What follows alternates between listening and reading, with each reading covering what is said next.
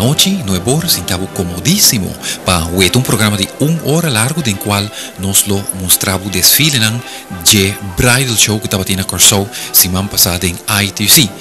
Don't miss a second. Mañana noche, 9 horas, aquí en el canal de Zoom.